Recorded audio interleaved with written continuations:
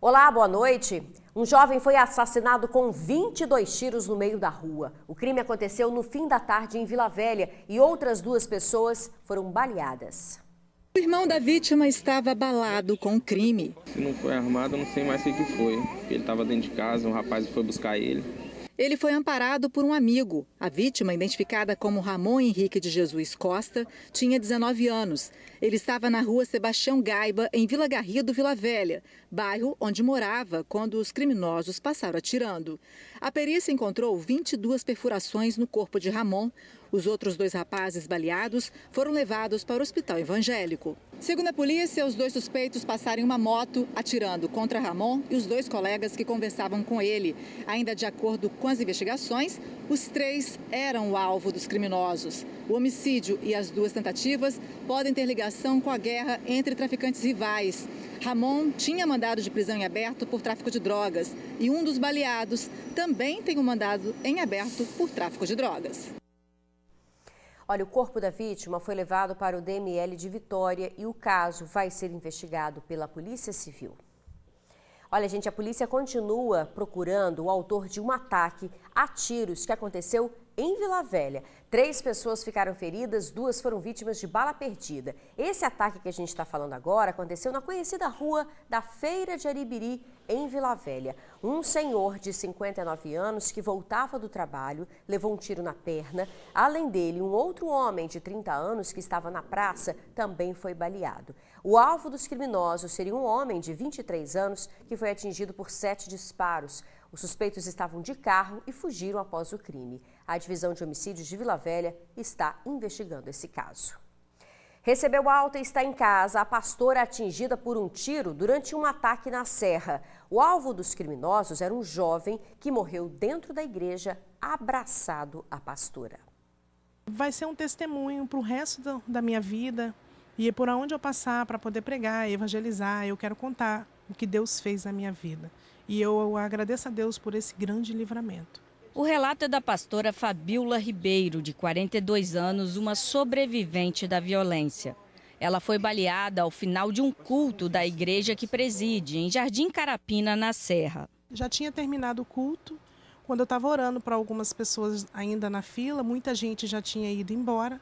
E, de repente, eu estou vendo alguns barulhos de tiro lá fora e muita gente que já tinha ido embora estava correndo para dentro da igreja novamente. E eu fiquei atônita de ver, né? E aí veio o alvo, que é um irmão que já frequentava a nossa igreja. E, de repente, ele grudou no meu vestido, pedindo ajuda. Me ajuda, pastora, pelo amor de Deus, me ajuda, pastora. E eu tentei ajudar, mas não teve como. Em meio a todo o pânico dos fiéis, a pastora sequer percebeu que estava ferida. Ela foi avisada por um obreiro da igreja. Eu percebi quando eu já vi ele no chão e as minhas pernas, essa perna, minha esquerda, começou a queimar. E aí eu comentei com um obreiro que minha perna estava queimando. E aí o Adenilto, que estava na minha frente, falou: sua perna está saindo sangue, pastora. Nós precisamos levar a senhora agora para o hospital. O alvo dos tiros que atingiram a pastora era o jovem Felipe Leite Gonçalves, de 24 anos. Ele foi perseguido por cerca de 500 metros pelo atirador, que usava um capuz para esconder o rosto. O caso está sendo investigado pela Polícia Civil. Felipe caiu morto dentro da igreja. Já a pastora foi levada para um hospital. Tudo aconteceu na noite de terça-feira. No dia seguinte, ela recebeu alta, pois os tiros não deixaram ferimentos graves. Levei 2 tiros, a bala não tem como ser removida, os médicos já falou mesmo. Corajosa e cheia de fé, a pastora não vê a hora de retornar às atividades da igreja. Enquanto Deus me dá força, saúde, eu vou continuar com esse trabalho. Um livramento, né? A polícia continua investigando esse caso e até o momento nenhum suspeito foi detido. Olha, foram identificadas 6 pessoas suspeitas de participar de uma quadrilha especializada em aplicar golpes em nome de aposentados e pensionistas do INSS. Em fevereiro deste ano, uma mulher foi presa em flagrante. Agora, até um empresário de Guarapari é procurado, suspeito de participar do crime. As investigações começaram após a prisão de Taimara Pires Ribeiro em fevereiro deste ano em uma agência bancária em Guarapari. A gerente do banco percebeu que era um golpe e acionou a polícia. O comportamento da Taimara tinha chamado a atenção da gerente porque ela exigia, ela falava, eu quero um empréstimo agora, senão eu vou. Ela ameaçava, ela foi arrogante. O empréstimo foi concretizado, só que, esse nome da capixaba, só que o empréstimo foi depositado na conta da Taimara, que na verdade estava em nome da pensionista. Só que o banco, a Caixa, quando, em algumas circunstâncias, quando ela começa a se sentir pressionada, ela retarda a liberação do dinheiro. Ela depositou o dinheiro na conta que ela abriu para a Taimara em nome da pensionista, mas falou, não, só posso liberar o dinheiro em 24 horas. E usou essas 24 horas para fazer os levantamentos. Aí quando ela fez essa descoberta, ela acionou o sistema de segurança do banco, que fez contato com a delegacia regional e fez com que nós fôssemos ao banco para tentar a prisão da Taimara em flagrante. Após a prisão, 6 pessoas foram identificadas suspeitas de integrarem a quadrilha especializada em aplicar golpes em nomes de aposentados e pensionistas do INSS. Documentos de identidade falsas foram encontrados com os suspeitos. No total, a quadrilha fez 18 vítimas.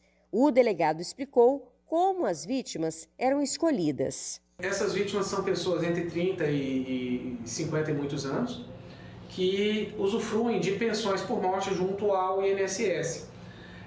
São pessoas de idades compatíveis com as idades dos criminosos que foram recrutados para essa contratação fraudulenta de empréstimos. Com a faixa etária média desses criminosos, eles só poderiam escolher como vítimas esses pensionistas que não atingiram ainda a terceira idade. Entre os foragidos está um empresário de Guarapari que tentou abrir uma conta em um banco em nome de uma pessoa falecida para aplicar o golpe. O Antônio, como na condição de servidor público municipal, ele achava que tinha prestígio. Ele me contou que ele é muito importante, que ele tem 2 restaurantes. Então ele procurou o Banco do Brasil, apresentou o gerente dele, a Tainara, para convencer o gerente dele de que a Tainara era confiável, de modo a fazer com que o gerente abrisse mão de requisitos de segurança. Mas a ação dele gerou o efeito contrário. O banco já tinha as atitudes do Antônio como suspeitas. Por quê? Semanas antes do crime, o Antônio tentou recrutar o gerente do banco para a prática do crime. Ele perguntou para o gerente se ele conseguiria abrir conta em nome de uma pessoa já falecida. Como que eles podiam negociar a abertura de uma conta em nome de uma pessoa falecida. Olha, a polícia acredita que há vítimas fora do Espírito Santo e se você tiver qualquer informação sobre o paradeiro dos suspeitos, pode ligar para o Disque Denúncia 181. Em João Neiva, um adolescente de 16 anos foi morto por correr de atiradores. Raiander Chaves Garcia tinha 16 anos, estava na quadra de esportes conversando com amigos, quando 4 homens apareceram para um ataque. Ele e os amigos correram na tentativa de fugir, só que 2 atiradores alcançaram o adolescente e ele levou 4 tiros e morreu no local. A polícia diz que a vítima não tem histórico criminal e o caso segue sendo investigado. Essa ação foi cometida por um grupo que não é da cidade em uma disputa pelo tráfico da região. O motorista que atropelou e matou o idoso na Serra está sendo procurado pela polícia. A foto do condutor foi divulgada. Segundo o delegado, o suspeito atropelou o morador de propósito após uma briga por causa de som alto. A polícia está à caça do motorista desse carro aí das imagens. Ele atropelou e matou o idoso Francisco Carlos do Nascimento, de 63 anos.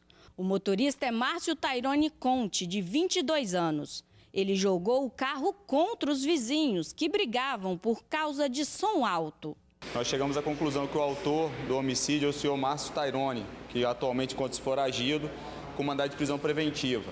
No dia dos fatos, estava ocorrendo uma confusão entre vizinhos no bairro Cidade Continental, em função de som alto e barulho de motocicleta. E o senhor Márcio Tairone, amigo de um dos indivíduos que estava na confusão, ele usa o seu carro, como é bem nítido nas imagens, usa o seu carro para atropelar um senhor que estava ajudando a apartar uma confusão entre as 2 mulheres, como o vídeo mostra bem claro. O crime aconteceu no final do mês de março, em Cidade Continental, na Serra. Além do idoso, a diarista Jovita Montelho também foi atingida pelo veículo. Estou toda relada aqui, bem machucado, minha perna também está coisada aqui atrás. O resultado das investigações foi divulgado nesta quinta-feira. Para a polícia, não há dúvidas de que o crime foi cometido de forma consciente. Contra o motorista, há um mandado de prisão pelo crime de homicídio expedido pela Justiça. E agora, Márcio Taironi é considerado foragido. O senhor estava de costas no momento do atropelamento. Ele não oferecia risco, ele não oferecia nenhum tipo de perigo, ele estava dando um apoio para separar, para amenizar aquela situação no momento do atropelamento. Segundo as informações constantes nos depoimentos, no momento que o senhor Francisco coloca a mão no ombro da dona Jovita, o carro vem e o atropela com aquelas imagens que vocês viram no vídeo. De costas, não oferecia risco, era um senhor de idade, não tinha necessidade daquele ato cruel, daquela covardia que ele fez, não havia essa necessidade. Infelizmente, a intolerância, todo o que você pode, a banalização da vida, levou a esse fato nesse momento. Porque não faz sentido uma pessoa entrar no seu carro, usá-lo como arma para tirar a vida de um senhor de idade, de um pai de família. O advogado do suspeito chegou a ir à delegacia e alegou que Márcio Taironi possuía transtornos psiquiátricos. Mas, além de não apresentar nenhuma prova disso, não conseguiu convencer a polícia.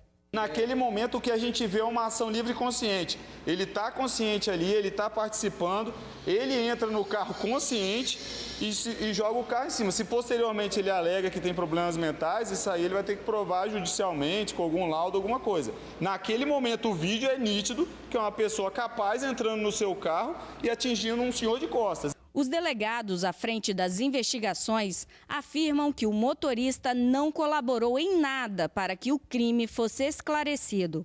A população pode ajudar a localizá-lo. É importante frisar que desde o cometimento do crime, o Márcio não se apresentou na delegacia para tentar justificar ou diminuir as consequências do seu ato. Ele ocultou todas as provas, o veículo utilizado no crime, fizemos todas as diligências possíveis para cumprir o mandado de prisão temporária dele, fomos em residências no município da Serra, fomos em Piúma e sequer ele se apresentou, mesmo sabendo que a polícia estava atrás, ele se apresentou na delegacia. Por isso pedimos à população que, caso tenha alguma notícia sobre o paradeiro desse indivíduo que se encontra foragido, denuncie no 181 ou pela nossa página do Facebook, que é a Delegacia de Homicídios da Serra, onde o sigilo também é garantido. No retorno do TN2, auxílio de R$ 105 por pessoa para mais de 5.000 famílias em Vitória. Aguarde.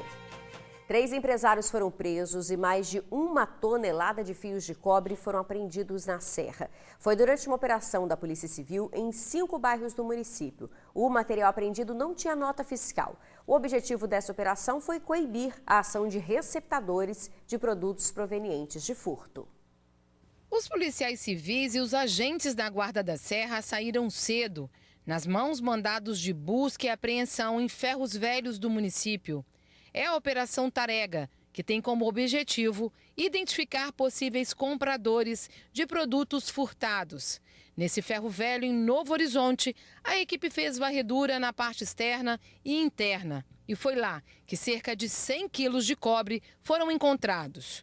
O material não tinha comprovação de compra. São peças geralmente utilizadas na instalação de refrigeradores. Canos, serpentina, fios. Na entrada do estabelecimento, uma tabela mostra que o material tem valor alto na comercialização.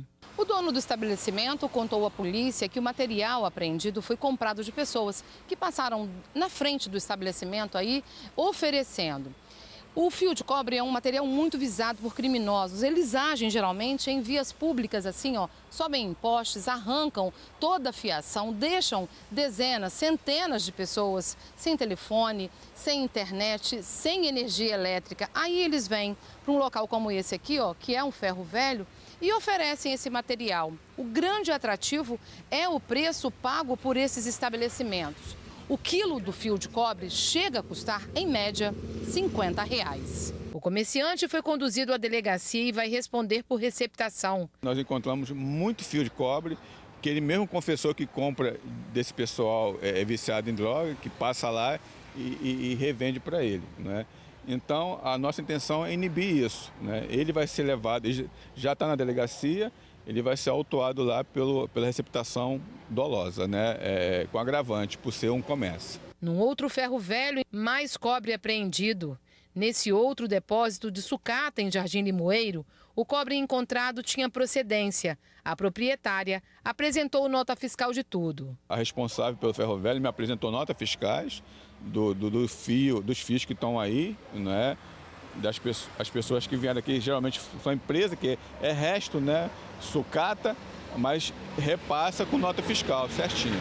Essa é a segunda fase da operação. Na primeira, 3 pessoas foram presas e 800 quilos de cobre foram apreendidos. E vamos dar continuidade a isso, para inibir esse tipo de crime. Principalmente fio de cobre, hidrômetros, tampa de bueiro, que está causando sérios danos aqui na Serra. Os 3 empresários presos hoje foram autuados em flagrante pelo crime de receptação qualificada e foram encaminhados ao Centro de Triagem de Viana. Mais de 5.000 famílias da capital em situação de extrema pobreza vão receber um auxílio no valor de R$ 105 por pessoa. O valor será pago pela prefeitura e disponibilizado em um cartão. Panelas vazias, pouco alimento armazenado em casa. Não saber o que vai oferecer aos filhos nas principais refeições do dia. Essa é a realidade de mais de 500.000 pessoas no Espírito Santo e 19.000 famílias que vivem na capital em extrema pobreza. E para diminuir esse índice, a Prefeitura de Vitória cadastrou 5.424 famílias que já estavam no CadÚnico, no programa de renda mínima.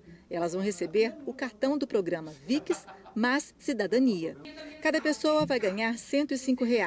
Uma família com 9 integrantes, por exemplo, vai receber R$ 945 por mês. No nosso cadastro único, a família que está em extrema pobreza com maior número de membros tem 9 pessoas. Então, é 9 vezes 105,01.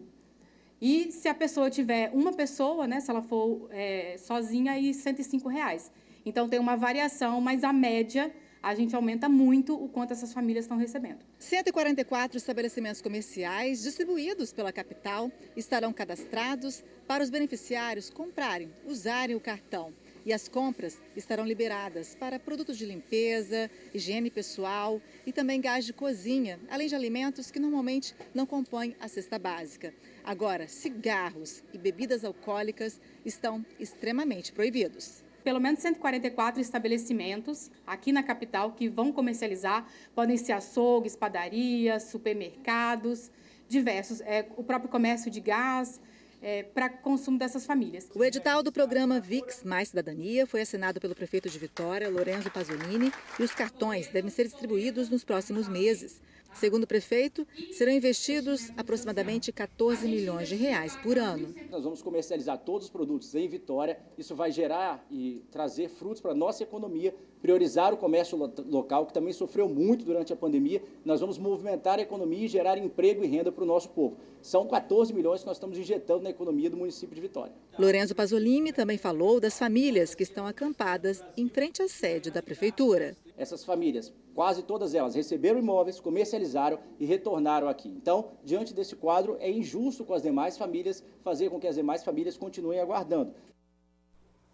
A previsão da Prefeitura é que o auxílio seja pago às famílias ainda este ano. A equipe do Corpo de Bombeiros do Estado, enviada a Pernambuco para ajudar a localizar vítimas da tragédia, encontrou 2 corpos no primeiro dia de atuação.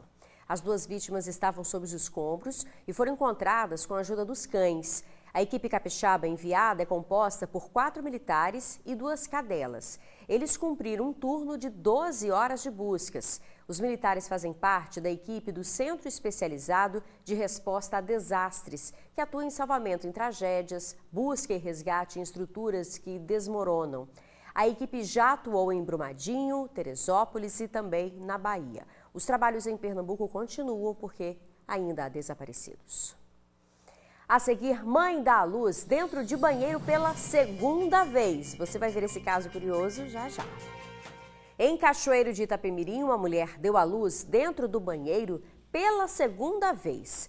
O SAMU foi acionado para atender uma ocorrência de parto, mas chegando no local, os socorristas já encontraram a mãe, Milena Caetano, com a criança nos braços. Ela e o pequeno Lucas foram encaminhados ao hospital e passam bem. A curiosidade, gente, é que essa é a segunda vez que a Milena dá à luz dentro de um banheiro. O primeiro parto foi em 2020 em um hospital de Cachoeiro. Mãe e filho já receberam alta, estão em casa. Que bom, né? Muita saúde, viu? TN2 fica por aqui. Obrigada pela sua audiência, uma boa noite e até amanhã.